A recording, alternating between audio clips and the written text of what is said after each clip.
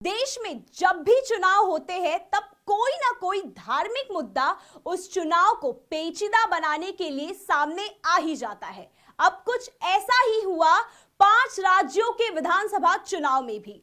देश में हिजाब का मुद्दा इन दिनों चर्चा में है। कर्नाटक में जारी बवाल के बीच ये मुद्दा राजनीतिक मंच पर भी चर्चा का विषय बन गया है। एआईएमआईएम चीफ असदुद्दीन ओवैसी ने बीजेपी पर हमलावर होते हुए साफ कहा कि मैं तुम्हारा गुलाम नहीं हूं।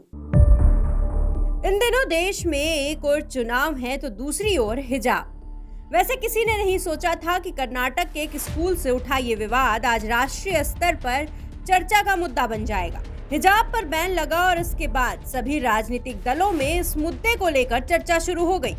कोई इसके पक्ष में अपनी बातें रख रहा है तो कोई इसे इस्लाम के खिलाफ उठाया गया कदम बता रहा है।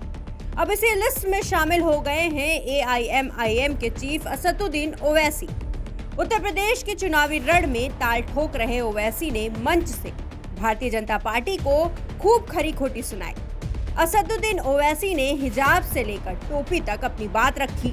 ओवैसी ने सीधा बीजेपी को घेरते हुए कहा कि तुम्हें ये दाढ़ी पसंद नहीं, मुझे कोई परवाह नहीं, मैं दाढ़ी छोड़ूंगा।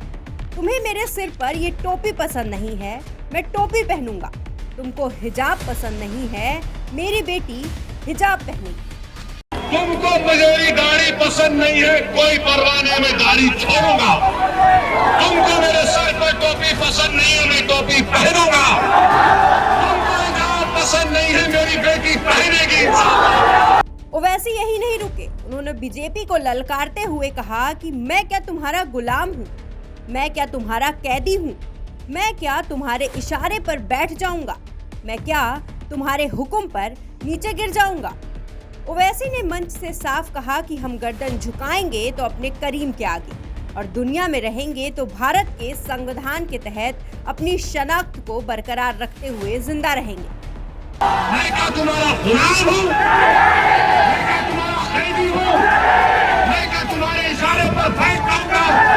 मैं क्या तुम्हारे हुक्म पर नीचे गिर जाऊंगा?